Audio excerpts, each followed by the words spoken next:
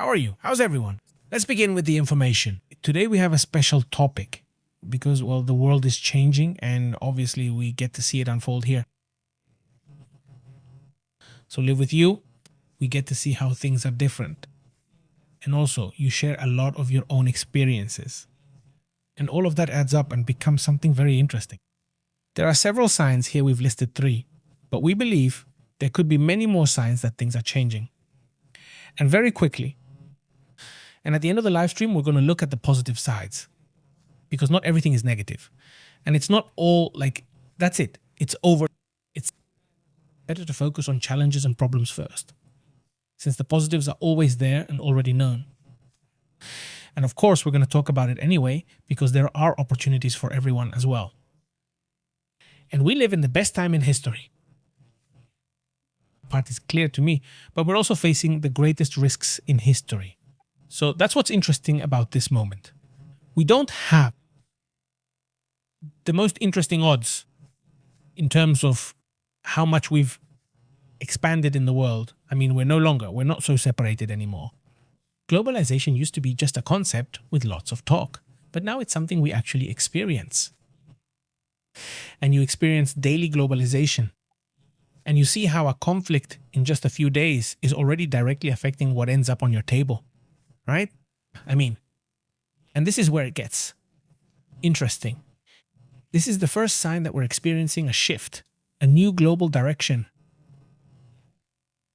Because people used to say that everything was moving toward globalization, because if China and the United States, for example, have their economies all connected, then it's harder for them to want to get into a fight.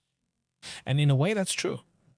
In fact, today we're talking about the strategy of the United Arab Emirates, about how they've become friends with everyone. They're friends with Russia, China, the United States, Pakistan, Israel. I mean, they've joined up with everyone and do business with all of them. In fact, many of the high-ranking Iranian officials also have money there. So of course, in the end, it's harder to pressure or affect a country if you know. You also have interest there.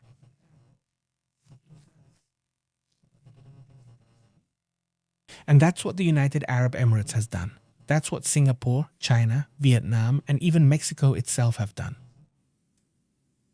And even Milley himself, when he came in, he was very tough on China, saying things about the Chinese, I don't know what. By the first week, he was already befriending China, realizing it was illogical. It helps a political campaign, but doesn't work in reality. You have to be friends with everyone, and that's a trend. What was used during globalization? With the idea of let's all come together, so we fight less. Worked up to a certain point. But now, if you notice, and this is the first sign that there's a new direction, the economy is also becoming a battlefield. The World Economic Forum called this Geoeconomic Confrontation. I mean, that sounds very, very fancy, maybe even a bit pretentious. But the point is, now we're united. Perfect. Now that we depend on each other, well, now I can put pressure on you too.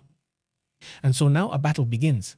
And the first big battle we saw was Europe against Russia, or Russia against Europe, however you want to see it. I mean, suddenly they said that's fine, but Europe depends on Russian oil. And however you want to look at it, how are you going to be able to balance this? No? Well, they moved heaven and earth. Basically, they were trying every possible way to get gas from the United States and other parts of the world into Europe to balance things out. But they did go through critical moments. You'll remember that things weren't really clear. There was uncertainty about what would happen that winter, whether they would freeze or not. Because Vladimir Putin was at war, and Europe didn't want to buy gas from him, since buying gas meant the war would have more money to keep attacking Ukraine. And it was a pressure tactic that cost a lot, with periods of sharp price spikes. And there, well, I can't say everyone, but at least a good part of Europe was affected by that issue. And then they started to realize that there had been a strategy from decades ago, in which Vladimir Putin had already pressured certain groups in Germany to move away from nuclear power and make sure there would be no nuclear plants, and essentially to have them by the throat, right? But what I'm getting at is that this is a strategy that has been brewing for years, from China, from the United States, from Iran itself, right? I mean, even from the Gulf countries themselves. The United Arab Emirates is once again a country that's clearly thinking through its strategy much better because it's one of the Gulf countries that depends the least on oil and gas. Has it managed to diversify enough? Because it understood that sooner or later there could be energy crises. It says that if I don't depend on that and instead rely on tourism, technology, communications, finance, and other areas, the country isn't collapsing and can sustain itself. Plus, it does major business with other countries and keeps moving forward. So that would be one of the first signs that we're headed in a completely new direction. And well, in Latin America, things might seem different, but we're seeing Brazil deeply involved in everything. We saw Zelensky sitting with Brazil, right? At a very interesting moment, Brazil criticizing the BRICS, but at the same time getting together with this Trump, right? Or they're playing the same game as the United Arab Emirates. Excellent. Exactly. Yes, we can see that there are certain international actors who have to play on both sides if they want to stay relevant, right? Because they can't just pick one side or they could disappear. So we see Serbia, Brazil, and other countries that try to negotiate with both sides. And well, another issue, another sign. It's also interesting that regional wars are no longer wars, that even small wars like these, apparently like Sudan, like the one in Pakistan, are wars that are already starting to have a more significant global effect. Different. Oh, different countries, like for example Ukraine, which a lot of people couldn't even locate on the map just 4 years ago. And now it's become a topic that's right there, you know? It's been there. For 4 years, it's been constant, and now it gets into every area. Technology, education, even this one. Well, how many Latin Americans have gone to that war? I think among recent international wars, this one has had some of the highest Latin American participation, especially from Colombians and Venezuelans too, but mainly Colombians, because Colombia has also become, let's say, the country that produces the most mercenaries in Latin America. The number is impressive. Second place might be Cuba, but it has produced a significant number. This is a need that Colombia had, that Colombia has to have highly trained security personnel at the soldier level, at the military level. And these security companies evolved to such a degree that later they had highly trained soldiers. And you would say, well, I can also offer them for armed conflicts. And that's what they're doing. And exactly, according to the Council on Foreign Relations, it says in a report called Conflict Watch in 2026 that the anxiety over the risk of violent conflict continues unabated. In other words, there is still the possibility that new ones could arise. Right now, we're in a time of conflict, but more could emerge. They have analyzed 30 scenarios. 28 are considered to have a high or moderate probability in the next 12 months, and 5 were classified as high probability and high impact. And that's the problem, isn't it? In the past, wars generally didn't affect you. Or if you knew there was a war, for example, the one in Bosnia and Herzegovina, right? That was mostly a problem in the 90s, right? Well, yes, there was a war. You knew something serious was happening, but it didn't affect your wallet. And we were very detached from these wars. It was the same with Syria. Syria, when Assad carried out several strong attacks within his country, you knew this war was happening too, but there wasn't a direct impact. And now you can see it, right? With the increase in certain food prices, with the rise in technology costs. Whenever someone who produces a certain product or has access to a certain strait is involved, it immediately affects your wallet. The topic, well, what we're seeing, talking about what's happened in recent years, during the pandemic, we experienced a very strange kind of war because it wasn't an armed war, so to speak, but rather a kind of economic war in which, well, everyone realized that, well, we are totally dependent on China producing everything. And what if one day China stops its production? No one imagined it because they said there's no way they'd want to stop production. That's how they make a living. But what if they go crazy and decide, well, let's shut down because of a pandemic in this case? That's what happened. And when they said it's closed, it's closed. Nothing goes out, nothing comes in. And it was something really strange to see, to even imagine. And from that point on, many companies started moving everywhere, but they realized that you couldn't depend on just one country anymore. How many times have people talked about World War III ever since the war in Ukraine started, for example, or because of everything that's happened with Taiwan and Iran? So it's one thing, but in reality, if you notice, it doesn't escalate to those levels. I mean, it doesn't escalate. Why? Because all the countries also depend on each other. So they escalate it. They talk a lot. But in reality, little actually happens. And yes, obviously, there are people who lose their lives. People who, are caught in the middle of this, and it's very sad. But the real escalation, honestly, up until now, has been distant. It's been a lot of these cyber attacks or just barely stepping into your territory. I might give you a scare, but nothing major happens. No, so far there hasn't been any real movement. Why? Because it would also be very visible, right? It would be too obvious if you suddenly wanted to create too much. In fact, when Ukraine was invaded, we talked about it here, right? Intelligence was already saying they're going to go in, and yes, they did go in, right? So it really wasn't that surprising. Actually, one of the biggest surprises was in June last year when the United States bombed Iran. But that's because it was super deceptive, like flying planes in certain directions to throw people off. And in reality, there were some planes that really were heading south and actually going toward Iran. And well, you already know more or less how the story went. Suddenly they were already bombing over there, but it was just 40 minutes and then they came back. But no, it wasn't a massive attack in the sense that there were troops or anything like that. Nowadays, it's very hard to catch anyone by surprise, right? Exactly. Just like when the United States entered Iraq, right? That was done secretly, happened at night. So now that's much more complicated. Yeah, not anymore. Not anymore. And even the US media themselves are saying something is going to happen. In fact, right now there are reports that something is happening regarding Iran, right? Planes are flying over. These tanks are moving closer to the whole area around Iran. It could just be a warning because at the same time, it's being observed that J.D. Vance and this, what's his name? Well, the delegation, let's say. Oui, comme d'habitude. No, the one with the Iranians. You'll see. The Iranian delegation is also already arrived. In fact, a while ago, we showed this image. Let's see if we can put it up. We showed this image. Here is the Iranian delegation arriving. Right? Later on, see. Let's see. I don't know who the one in the middle is. I think that's the spokesperson. Look, I think he's going to show up around there. There is Aragashi. The one who's further back. To the left. And then I think the spokesperson is going to show up there, right? The one who's always speaking there. I think he's going to show up over there. But anyway, that's him. Yeah, and on the other hand, here's J.D. Vance when he was leaving. That's the image from when he was leaving.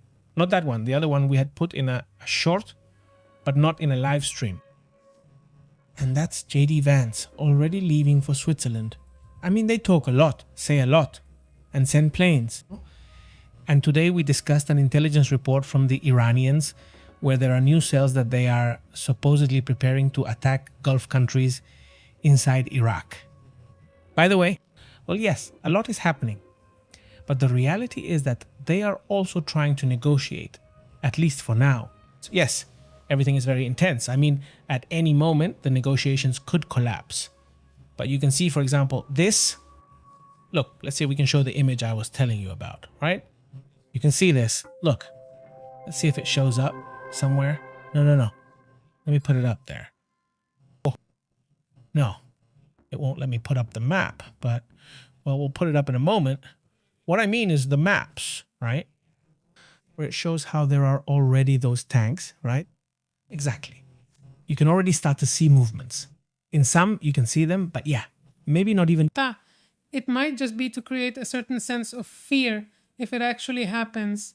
At the end of the day, today Iran closes the Strait of Hormuz and we don't see much reaction from the United States. Yes. Other than what Celta says, well, we are on alert because of the closure of the Strait of Hormuz. Well, yes, they closed it. The United States isn't doing anything. They're not reinstating the blockade they had before. They're just staying there watching. That's what happens in radar failure, right? They say the United States is building up air power over Hormuz. The CAC-135 Star Trunk are flying in this area. But anyway, We'll be keeping an eye on it. But going back to what we were talking about, there's another sign that they're confident. And this is where it gets most interesting. From my point of view, in this kind of new direction that's being taken, there's a sort of war, a competition, a rivalry. But in the end, there's also progress with artificial intelligences. On one hand, Trump and other politicians in Washington have first tried to say, everything is open, there are no restrictions, progress can happen without any problems. No one is going to regulate them. They said, right? No one is going to regulate them. And suddenly, this very week, there's an announcement, either this week or last week, right? That they're removing one of the cloud models, right? Last week. And not only that, but they're also limiting it, especially for external use. So it's really strange. Why? Supposedly, right now would be the time, a time when you could live in Somalia, you could live in Timbuktu, and you'd have access to practically everything in the world, right? I mean, maybe suddenly they block the signal from X or Y, but with a VPN, you can watch whatever you want, right? I mean, basically, you can have access to information from anywhere in the world if you want, and that's a big difference compared to other times, right? But specifically about the topic of ideas, imagine yourselves in the future, and suddenly, well, yeah, but here's the thing. Only the countries allied with China can use these ideas, right? And for us, these other ideas can only be used by those who are in Europe. But if you're not in Europe, you can't use them. So then I'll start to see this imbalance of information again, which we already lived with for a long time. And we already had a very unbalanced planet. What will help the planet gradually become more balanced is having access to information, having access to knowledge. And little by little, talent will start to emerge. Right now, I mean, that's very visible on YouTube. Because if you live in, let's say, Somalia or Timbuktu, but you have a simple camera and you play the guitar exceptionally well, you're an incredibly talented guitarist, right? And you play the guitar. And sooner or later, everyone is going to know you. I mean, everyone who's interested in that kind of music, right? I don't know if you get them too. Now that we're always looking for things to do, like exercise and stuff.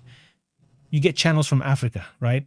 Yes, I get those. I get channels from Africa with people doing this kind of workout, right? Like with weights and stuff and doing things without equipment, just girls and guys making their own weights with whatever they have, but with really impressive bodies. Yeah.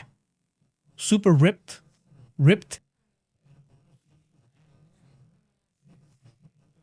So what I'm getting at is that if you have talent and you live in any country, now you can succeed. If you can show yourself to the world, right? When that was nearly impossible. No one would ever hear about you, period. I mean, you might be really good. You might have a lot of talent there in your little town. People will applaud you. But outside of that, no one is going to know about you. That was the reality until just a few years ago. Now that's been changing and it's going to keep evolving. But let's say the third, and for me, the most important sign that we're headed in a different direction is that right now the question is, how can we make it so that not just a few countries want to have the absolute power over ideas, for example? Yes. I mean, Exactly what matters right now, and we see it more and more, is that AI systems are faster and more efficient. And obviously the cost they imply, because right now it seems to me that these databases, well, data centers already use the same amount of energy as the entire United States. So the first country, just like China, which we see is constantly looking for where it can put this, which also means AI at a lower cost. For example, whether it's in space, at sea, and so on, those are the countries that will have more power.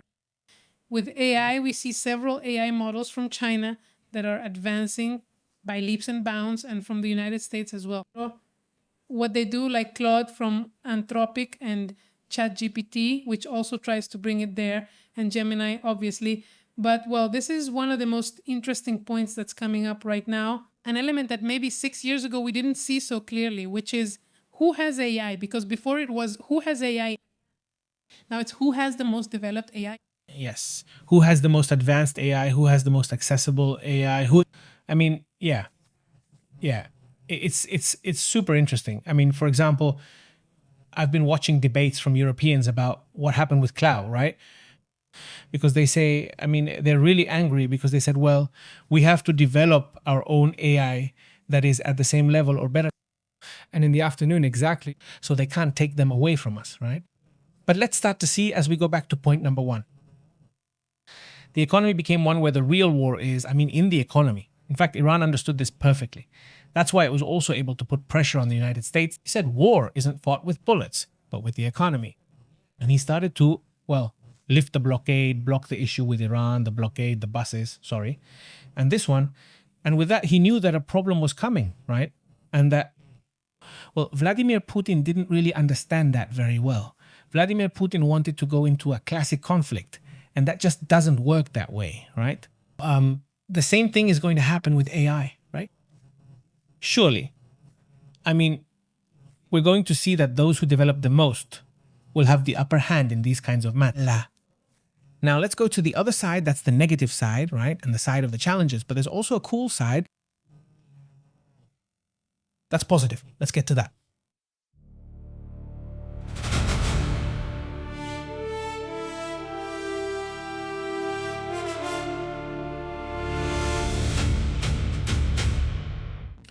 We saw a new direction, a new order.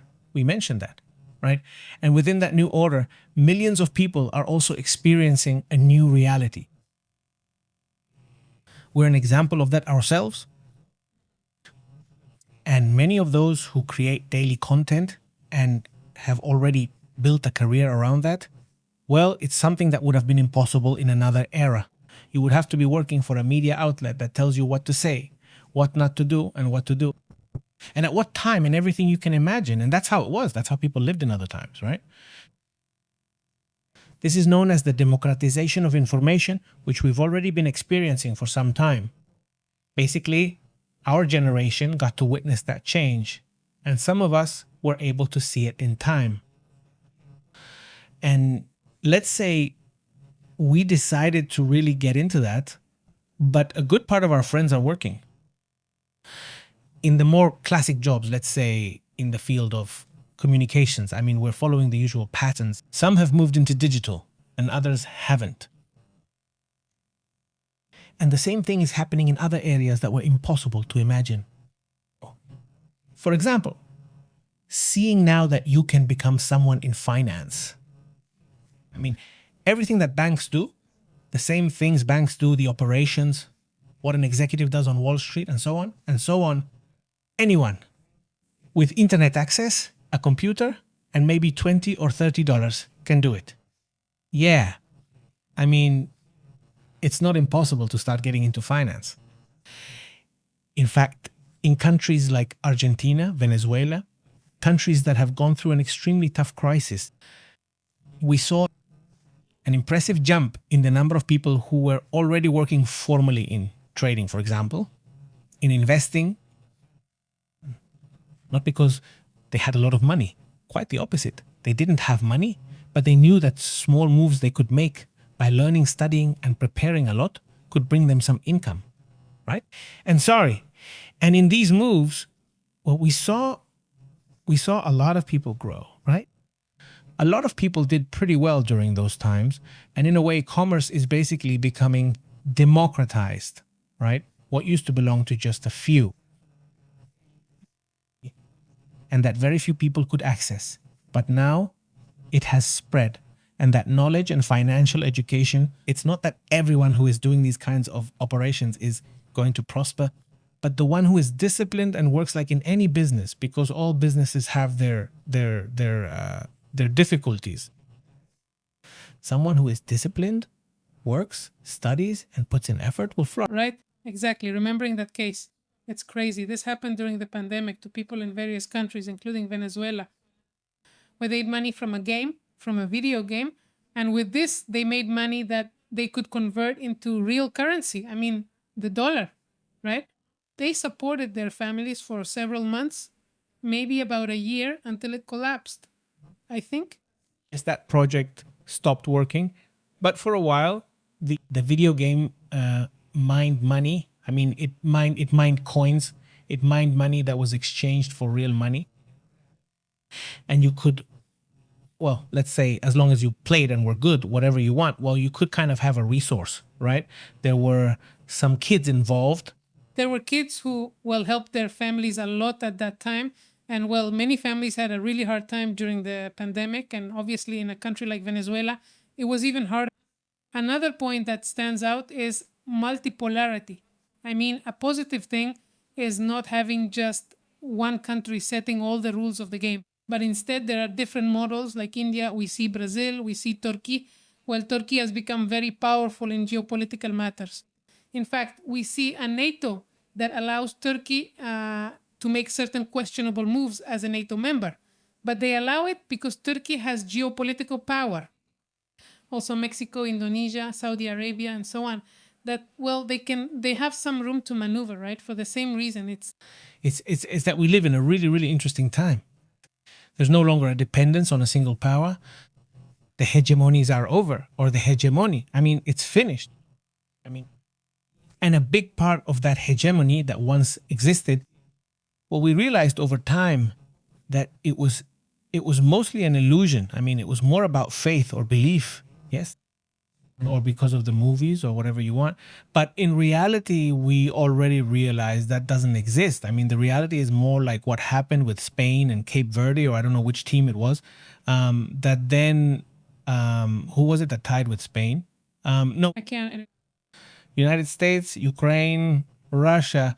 I mean, what I'm getting at is someone who c'est suffisant. Yes, right? Cape Verde. I mean, to see that. Well, it's not a coincidence that a supposedly small country can go toe to toe with a super mega power. I mean, that's not a coincidence. Simply because, let's see, what happens in those powers? Whether it's China, England, Australia, the United States, I mean, they're all powers. But they've also created a way of life, and they don't want to lose that way of life. I mean, I have my way of life, my American way of life, for example, right? And I don't want to lose it, right? And I mean, yeah, you can go toe to toe with any country and you can give them a real beating, but you have to give up your way of life. And politicians don't want to do that. I understand why they wouldn't want to. That's why suddenly when you see Iran that says, I don't care, I can stay here in this crisis, and with blackouts for as many years as you want, people are already used to it. I mean, and besides, if they protest, they already know what happens to them, right? I mean, they don't care. But try doing that in the United States and you'll get a revolution and they'll overthrow you. I mean, there's no way. So obviously, you can't make a turn like that the way an authoritarian regime like that can.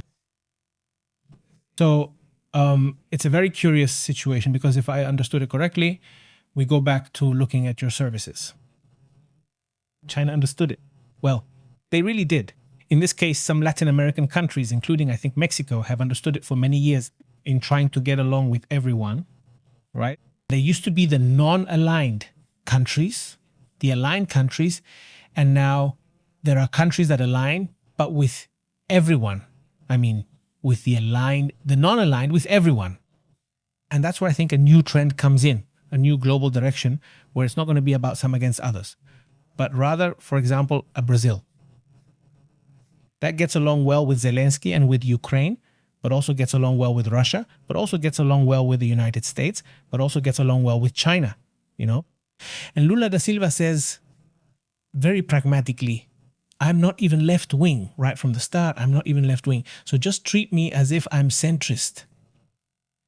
And that's the trend. I mean, the trend is, yes, right now there are desperate last-ditch efforts from what was old, what was before, right? And what came before? Well, those hegemonies, those powers, that attitude of I'm above you, you have to, right? The attitude, for example, of Trump with this Meloni, with a partner in this case. Politically speaking, I mean, she's on the same path as him. They're both right-wing. No, but he has to crush her because he's the powerful one, and he has to crush her. And she's the one who has to be submissive, and do what he's telling her, basically. If I say this, you just agree, and that's it. And she said that about him, right? I mean, I'm not going to do it. I mean, well, yeah, it's there, right? I mean, he still doesn't understand that world, right? Yeah, no. He's in another one, in the reality of the past, which still exists, I mean, partly. But it's already, let's say, on its way out, right? Exactly. The fourth point would be, well, energy, a more distributed energy, because, for example, a super easy example, right? Europe and Russia, after they invaded Ukraine for the second time in 2022, well, we see that Europe decides that it has to step up when it comes to energy, that it can't depend on Russia. And it starts looking for other ways to meet this need. And we see more and more solar panels that allow you to do this, right? Basically, you no longer depend on a big country to sell you gas or oil. And this is happening in many countries. Europe is just one example, but there are many countries that have already achieved energy independence, which has been a very important step to truly being sovereign. Yes, yes, exactly, exactly. And we're going to see many similar examples, right? I mean, where even a medium, small, or even micro country can do things you wouldn't even imagine, right? So let's see how war is no longer about mega expensive missiles, but about having smart technology, being able to produce it quickly. And that's it, right? I mean, suddenly with just a few drones, and just think about that, because how much did it cost to build those aircraft carriers? Now, you know, you can't get close to just anywhere, because if they have marine drones, they can take you down. Applies to China, the United States, or anyone with those aircraft carriers. So much cost. With just a 20th of that, you have enough swarms so that nobody messes with you. Someone was making a comparison with nuclear weapons, right? With one, for example, with a nuclear bomb. What destroys you and what a few thousand drones can destroy. And it was quite similar. The resemblance, right? I mean, it just doesn't leave you with the radioactivity, but it can create enough chaos for you, at least similar to a weapon of mass destruction. So we're already talking about, or we're heading towards the fact that it's becoming democratized. And maybe that's not a positive thing, but it's becoming democratized depending on how you look at it, right? The defense of countries is becoming democratized, right? So that can also be positive. So there's more balance and not so many freeloaders, right? But it can also cause problems with medium or small countries, or even those in constant economic crisis, like North Korea, which behaves like a nuclear power because it is one. I mean, because it's a nuclear power, but only in that sense, right? I mean, it's not an economic power or in this or other areas, right? But in that area, they can tear you apart. So that's also a very, well, it's really serious, really dangerous, honestly, right? How have you been? Diego Diaz Pepe says this agreement is really scary. Greetings. It's just that this is an agreement that will go down in history as a destabilizing agreement, not an agreement that, I mean, what is it going to create for you? I mean, knowing that all that money is going to come in for the Iranians and that, well, they know they have enough strength and power to react at any moment and keep strangling the economy whenever they want. I mean, that's really greetings. How have you been? And yes, we are facing an African pandemic that could become a pandemic. Says Martin, how have you been? Greetings. An epidemic that could become a pandemic. Greetings, how have you been, Martin? Very good morning. Who good?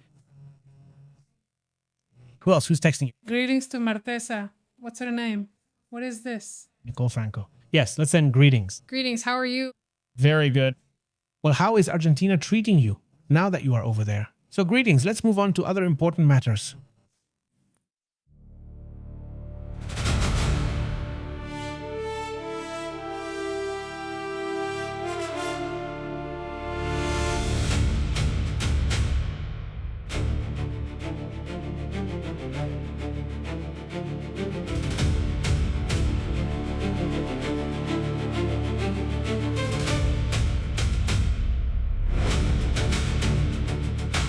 And going back to the topic, right? Other positive aspects is that this era has, let's say, and I know the CIA is criticized a lot, and it also has its negative sides, which we've mentioned very often, but it also has its positive sides, right? Exactly. Well, giving power, for example, to small individuals, for example, in the case going back to Ukraine, right?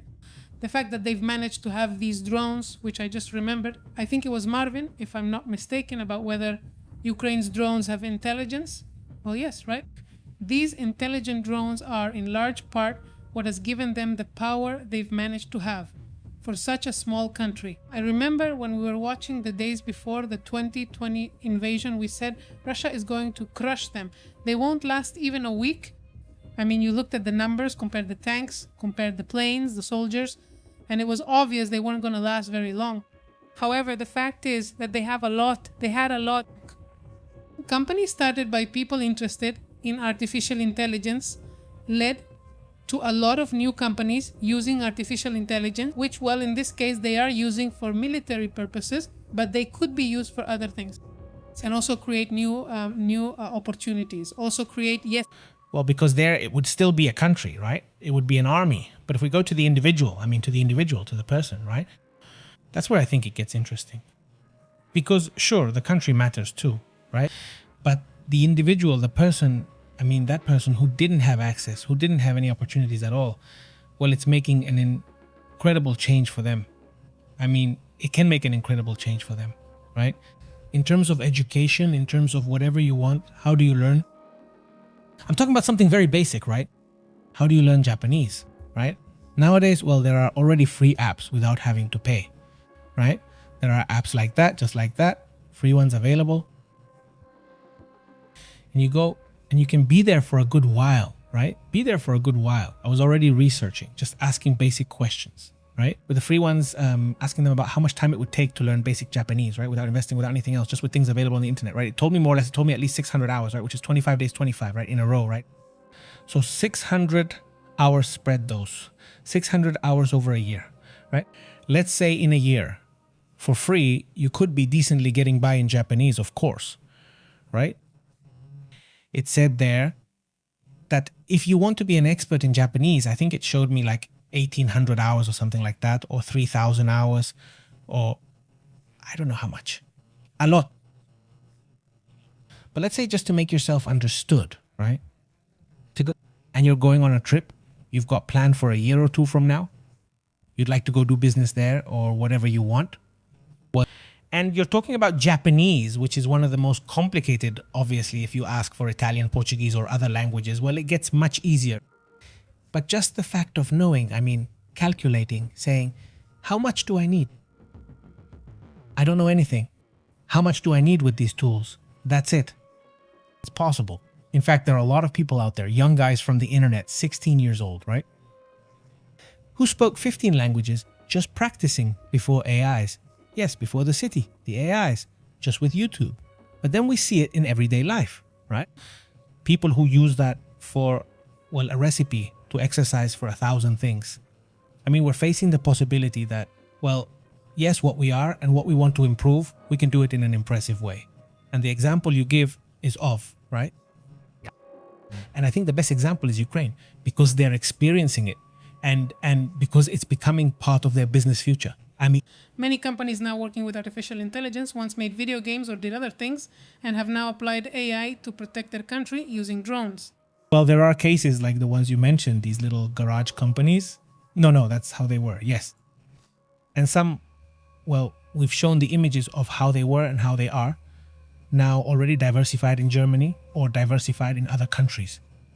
Thinking because, well, they're at war, right?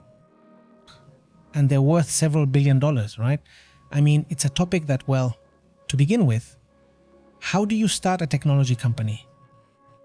No, it's just out of curiosity. Do it, asked ChatGPT, or what's it called? Cloud, whatever.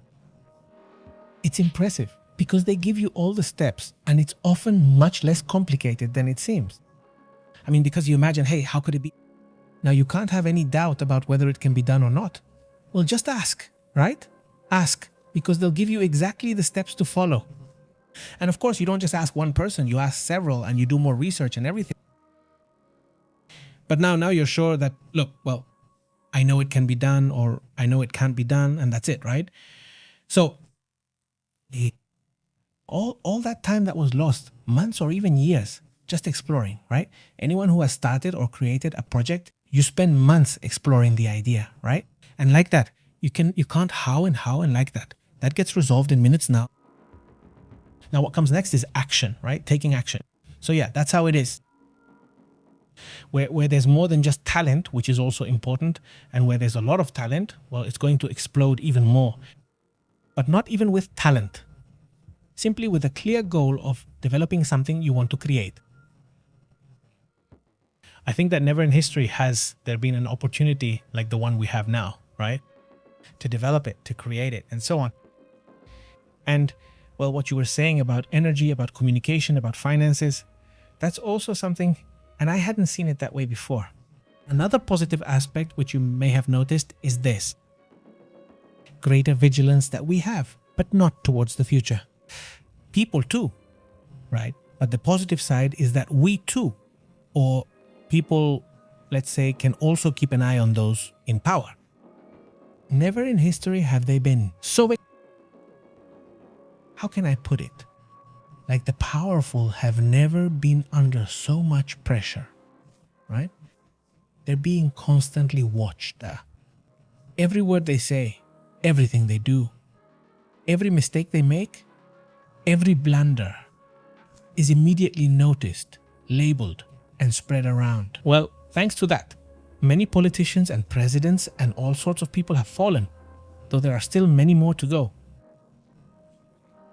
Yes, but there has never been so much scrutiny of those in power as there is now, right? And they try to limit it here, and they try to limit it there. But there is a constant struggle to keep that scrutiny going. Not only through social media, exposing a problem, but also through forensic analysis, satellite images. I mean, things that are already at a more advanced level. Exactly, for example, all those accounts of XDOs, antennas, or SIN that are always watching, whether it's the planes, the cargo planes, or the B-2, so much so that in the United States, the Secretary of War has thought about how to block those accounts, and that he himself has used.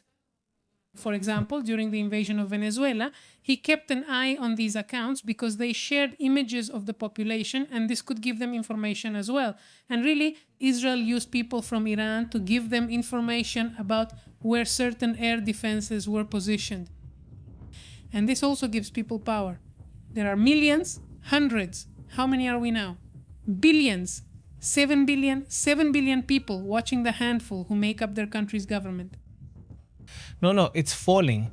I mean, that's why certain countries like Korea, like China, are concerning, because they are extremely watchful of their population, but they don't allow themselves to be questioned, right?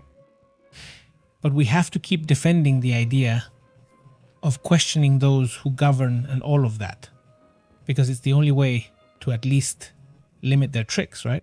Because, I mean, they're going to try them, but at least it's going to be limited quite a bit. What else do we have over there? And the other one, well, is the planetary issue, which, well, now there's more awareness because you can see the effects up close. For example, today we saw this moth infestation in Navarra, Spain, because of some forest fires, right? They looked for shelter and, well, it can affect the population. But now we're starting to see the consequences of this fire. Maybe we weren't very aware of studying what happened to the insects when they lost their ecosystem, right? And it's the same with several animals. We can be both animals and natural disasters. We can be closer witnesses than before. Yes. And honestly, I do feel, I don't know what you think, but even though, I mean, you still see that there are people who just don't care, right? And they throw trash out on the street or whatever, or people who pollute. But I do think there are more and more people who care, more people who are aware, right? That there are more people who do care and actually do something to improve their, their environment. And I think there is greater awareness, of the effects of what we experience, right? I think so. There is a bit more awareness about that issue, and I think there will be much more over time. At least, I hope so. Well, let's move on to the comments.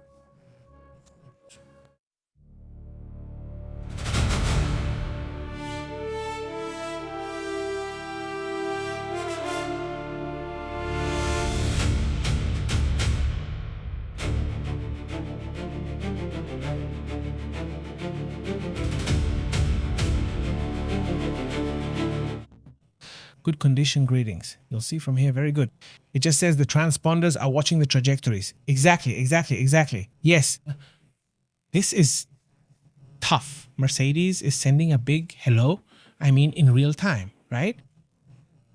Watching how those movements are happening, how the movements are taking place, for example, with the ships over there in the Strait of Hormuz.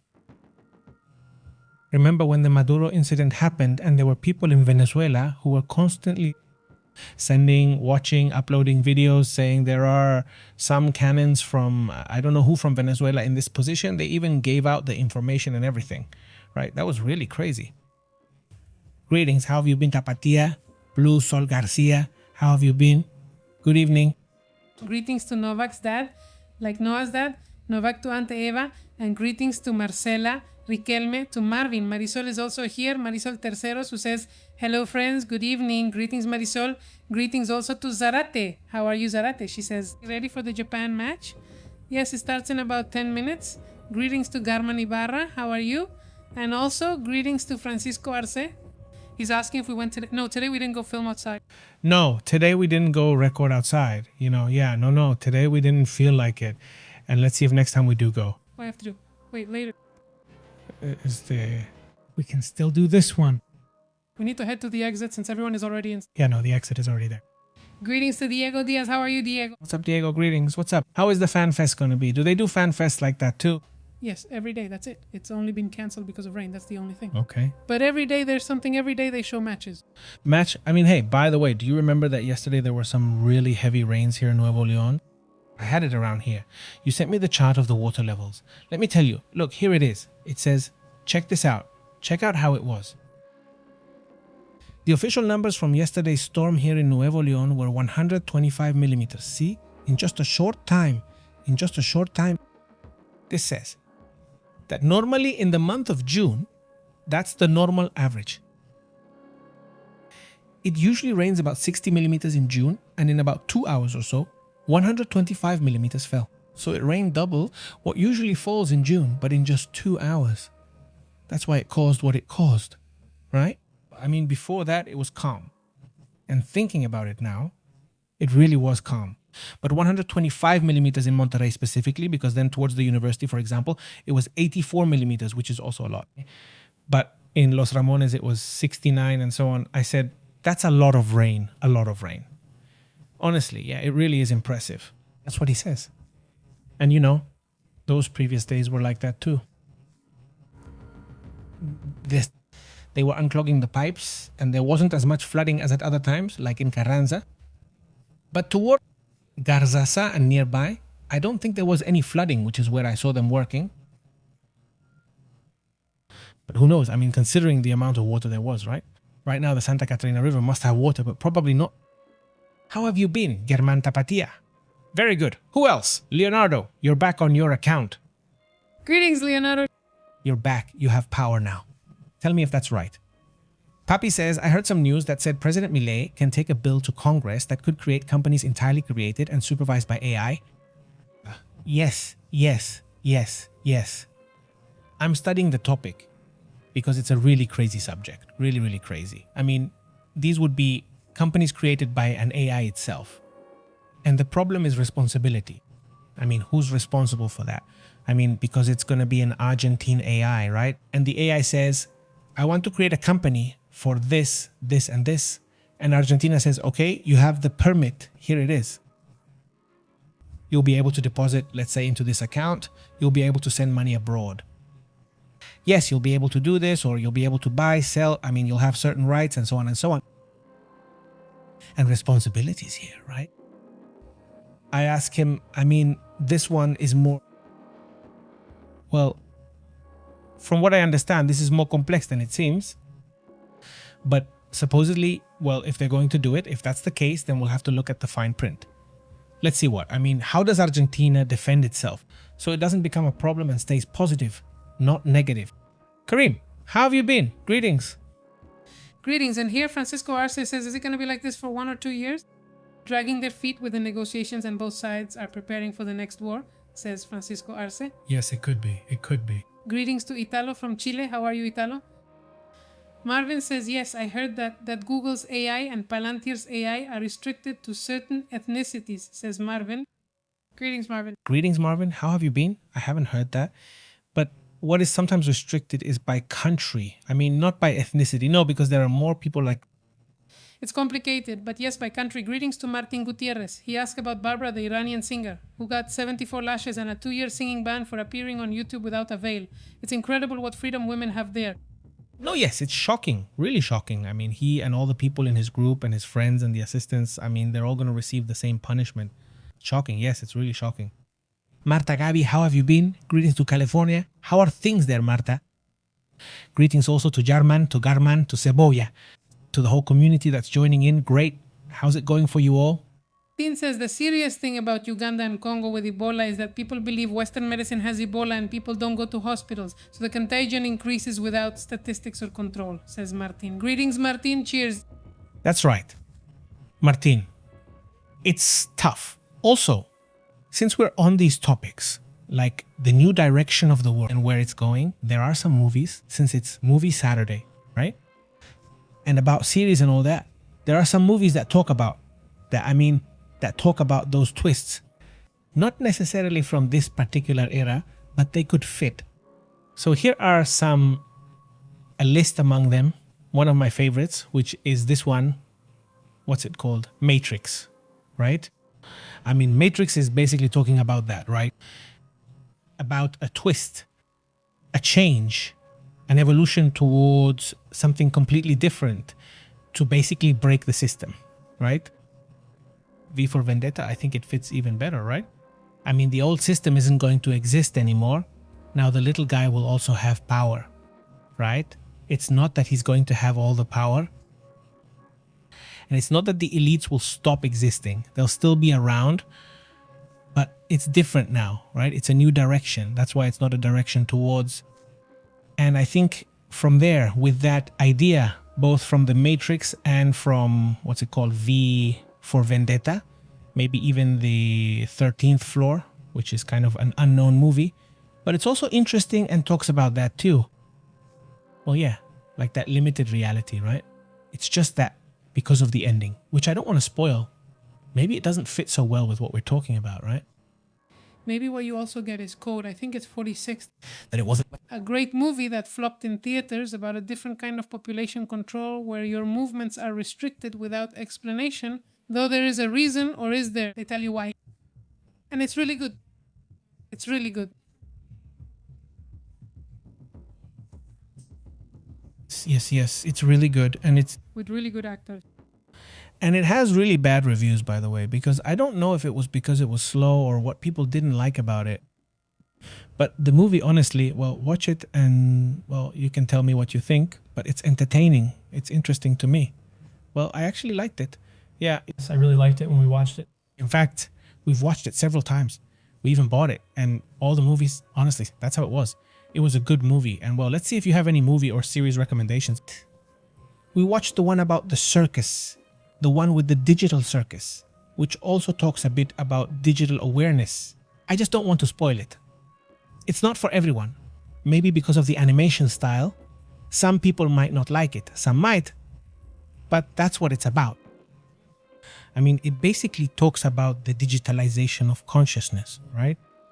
And what would happen if suddenly, imagine if they could clone our thoughts, our ideas, our consciousness, so to speak, right? I mean, you don't keep your consciousness, but it's also cloned to have a memory of you. But it's a deep memory, a memory of your ideas, your thoughts, your fears, everything, right? Your knowledge, everything as well. Imagine if you could absorb it like that. And if you put yourself in the place of that consciousness, well, you realize that it's you. I mean, imagine that you suddenly found out that you are not really you, but that the real Pepe is out there and that you're just a copy of that consciousness. Imagine that, right? And that you're going to be trapped there, but in the end, you're not really you anymore, right? You're not you anymore, right? You're actually out there, right? Living the real experience, Pepe. And here I am in the other thing, so to speak. So that's the concept that this cartoon or animation brings. Well, it's not a cartoon, it's an animation. That's what it is. The interesting thing is that they're an independent group that managed to make it big on YouTube and even made it to Cinepolis, right? And they present themselves there. well, at international theaters, and now they're already on YouTube. And greetings to Italo. Pepe says, I'm here in Chile. The controversy about the Haitian children continues, and the politicians are covering for each other with this. Chelet is not going to be elected at the UN here in Chile. There's nothing but criticism. Well, of course. And Leonardo Pepe says, I'm so used to being without power now that I think I won't even want them to restore it. I don't know if I'll get used to living without electricity. I don't miss it. That's how it's been there. That's how it's been here. But how do you connect, Leonardo? How do you charge or recharge your phone? Share your tips, right? With that experience, write them down. I mean, and let's see if you can share some tips here for the community so we can learn a bit about that. And I mean, that's a separate point. But it would be really interesting, I imagine, to have a little solar panel around, even if it's just for emergencies, right? I've been thinking about it. And now that they've gotten much cheaper, you know, I was reading about China, that it managed to have, or currently has, the capacity to produce enough solar panels for the whole world to have solar energy, the entire planet. But it's a lot, and not many people want to buy it because there are many other interests. They want people to keep using other energy types. So there are some limitations. They hit certain limits, and now China is not asking, it's ordering these companies to produce fewer solar panels because there are too many solar panels. They're producing too fast and too cheaply. Then they said it couldn't be done because people aren't getting that much. And many countries have restrictions. No, don't buy so many solar panels, it's forbidden. Or they buy them, but just a few. I mean, they put a lot of restrictions on them. For what? To prevent houses from being overloaded with solar panels, like in Australia, where energy was so abundant from them that people didn't know what to do with it. In fact, France and other countries also reach points where there are days when the energy can't even be used. Yeah, it's a hassle, isn't it? It's too much. You can't store it. I mean, it would be nice if they invented a battery that was big enough that could store it, and when there are cloudy days, well, you'd have the battery. But on a huge battery like that, since there are batteries for houses, but not on such a large scale, you could say, hey, that battery, there are nuclear batteries in development, but they're not available yet. So, well, a lot of that battery power, that energy is lost, or it creates a problem, because then you have to lower the energy you produce to kind of balance things out, and if not, everything blows up too. Yes. It's down. So it still needs a little more development. Greetings to Maria Elena. How are you, Maria Elena? Hi. Greetings. I greet everyone and ask, good evening, Maria Elena. How are you? Marvin asked if you're ready for June 24th. What is June 24th? For December 24th, I said it's too early. What's the deal with June? What is it? What Mexico is playing? Mexico's playing, right? Yes, I think so. I don't know. Honestly, I haven't learned the day because lately I've realized that I've been getting the times wrong. So I haven't paid attention anymore. Greetings to Aunt Eva. It says, any recommendations for alien movies or series? And well, District 9 series, the one, I remembered it, so I'm recommending it again because it's really good. The Spielberg one, the series. Yeah, it's Taken. Taken. Check out Taken. I think you're going to like it. Plus, it has a very classic style. So, yeah, recommended. And it's a mini-series, right? If I'm not mistaken. It's 3 seasons. I thought it was a mini-series. No, just one season of that. Yeah. It's not a mini-series. It's just one season, 10 episodes, beginning to end. That's it. So it's on Disney Plus. Yeah, very good. That one. You were looking for it, right? Hi. Yes. Greetings as well. Marvin says, did you see the series 4400 on FTF? According to the Brazilian psychic, she dreamed about the series. No, we've never listened to her. Yes. You have? No, I haven't heard of it. Greetings, says Francisco Arce. Dark City is also like The Matrix. City, yes. It has something to it. That's true. Fabi asks, what do you think of the new Alice movie? We haven't seen it. So I was saying that maybe next week or the week after, but we do want to see it. We're going to try to watch it in the theater. Let's see if it's possible. But it's because we've been really busy. A lot of people, a lot going on. Not much time. But if it's possible, we'll watch it and then give our opinion. But it looks like it's good, right? It looks interesting. Marvin says, backup battery and solar panels. I've already installed mine. You're so lucky, Marvin. Honestly, it's great. It's really great. So good. I would love to have some good solar panels already. Because yes, the electricity bill goes up a lot. And yes, I see it that way. The people who share what they spend and don't spend anything, that's really cool. Obviously, it has a cost, right? The panels, and over time, it kind of balances out, doesn't it? It's a double benefit for us. People who work from home will get it. Christy? Wait, does Christina work from home? Christy? No, right? No. Someone here used to work from home. No. Well, several of you here work from home. And well, it's a cost, right? It's an extra cost because we're basically at home all day. You end up using more energy because you have to run the AC, the computers. I mean, all of that is a cost. So obviously every month those big bills come in, and you can imagine with a solar panel. Well, man, right? That would help a lot too. But a lot, and as Ken says here, Nicole and Rita, what is it? Franco and Rita? Yes. Nicola? Nicole and Franco. She says, if I'm honest, Pepe, I know here in Argentina the economy is a disaster. It's really sad that people can't afford to have a nice barbecue on Sundays, among other things. Oh, well, yes, geez. Big greetings over there, and thanks for the info, right? This greeting. He says we have to spend on wars, on really productive things for humanity. Sarcastically, yes. Greetings, Verderi. Hello. How have you been? Marvin, June 24th is the invasion, according to a Brazilian psychic. Okay, the 24th, no. It's just that it's already coming. For all. The 24th. What are we waiting for? Cebolla says, they've been claiming that alien invasion thing since I was a little girl, Cebolla says. Greetings, Cebolla. Greetings to everyone. Years, yes. Well, when is the world going to end? All the time. By now, the world has ended and been created. What, 15? How many times? Greetings to the great Altagracia. I don't know if it's Altagracia. How are you, Altagracia? Hello, it's been a while since we've seen you. Hello, how are you? Pleasure to meet you. Say hello to Mercedes. Have you greeted her yet? Yes, I greeted her, yes. Mercedes. How are the first comments? Yes. Very good. Then Karim Pepe tells me, what do you think about the economic changes announced in Cuba? Well, they're necessary, right? Necessary, but inefficient. I mean, and too much of a facade, right? I see it as a facade that's not enough, but at least it's a start for now. I feel like they would have to speed things up. I mean, if they really want to make a change, it would have to be a complete change. I understand that this is a regime, after all, that doesn't want to leave. I mean, that wants to hold on. But you have to open up to opposition. You have to open up to other options. They're not used to it. They've lived this way their whole lives, where only their opinion counts and they ignore others. So, well, I think there's also a sense that they get unused to it, right? And they'll have to make a big effort.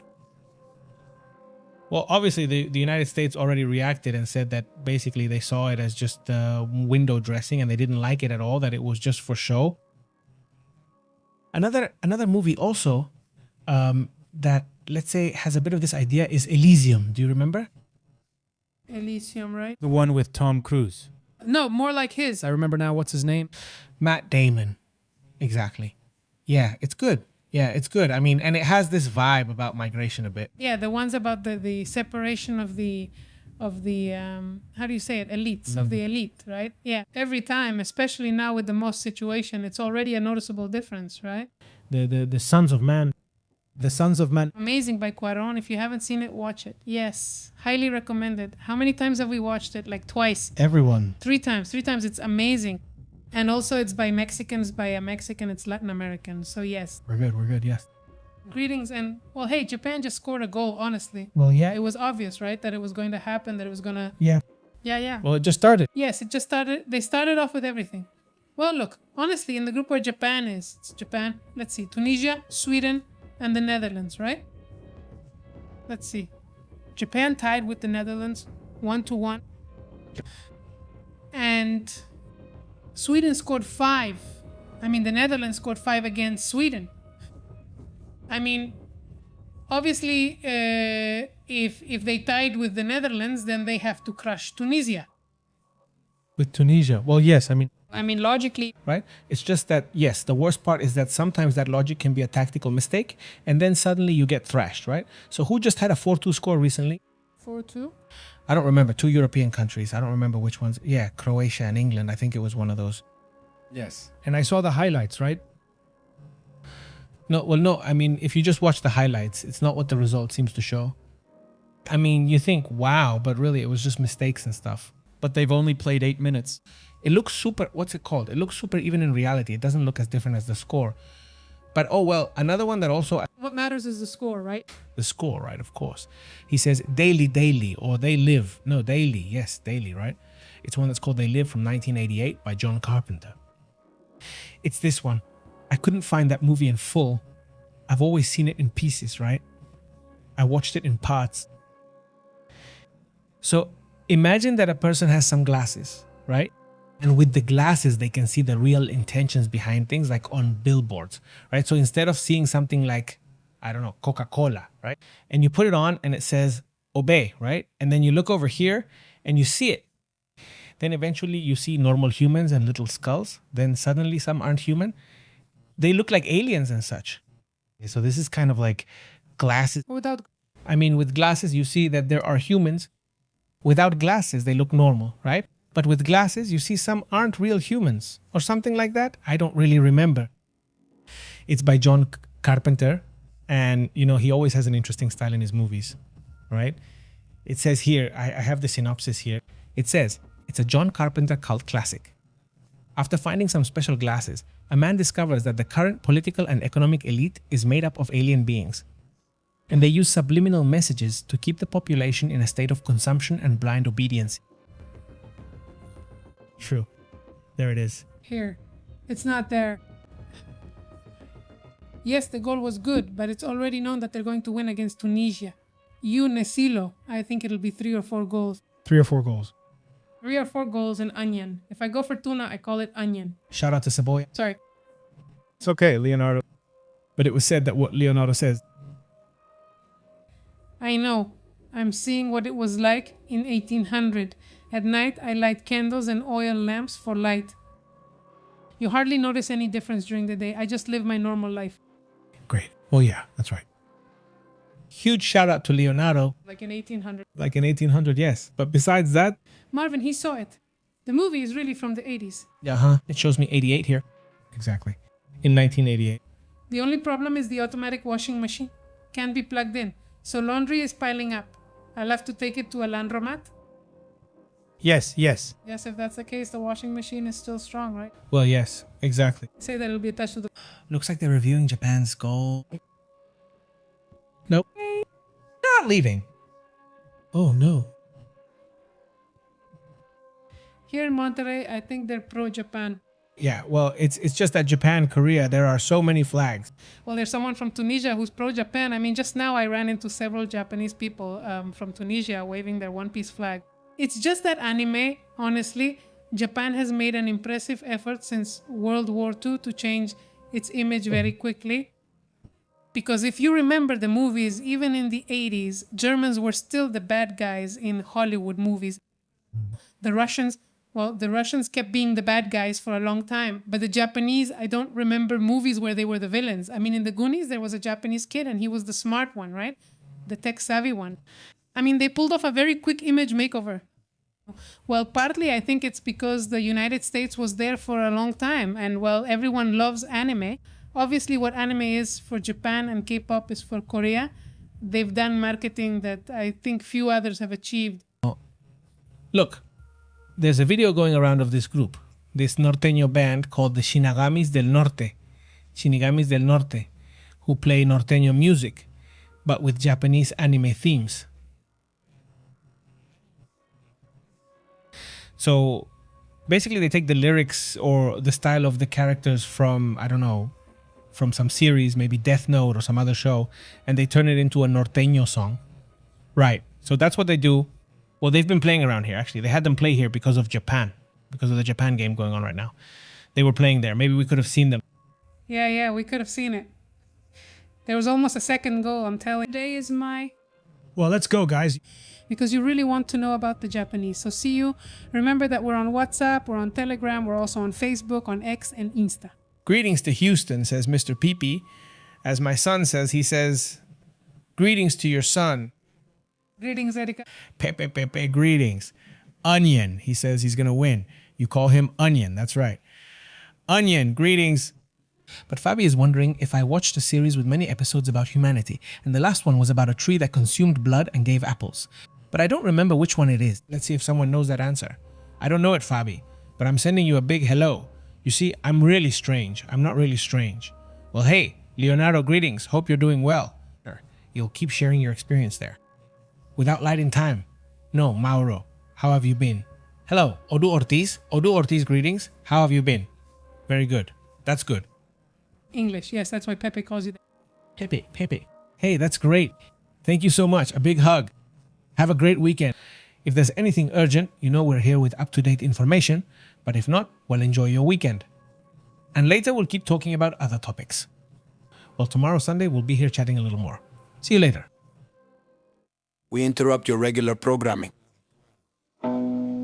Thank you for tuning in to The Truth. This is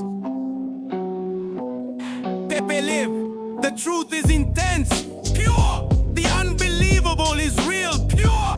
Here we analyze it, global perspective. Don't miss out, tune into the channel Pepe Live, controlling the signal. Pepe Live, telling it like it is. Raw journalism, here it's respected. Turn on alerts, don't lose track. Until next time. Yes, sir, we're taking attendance.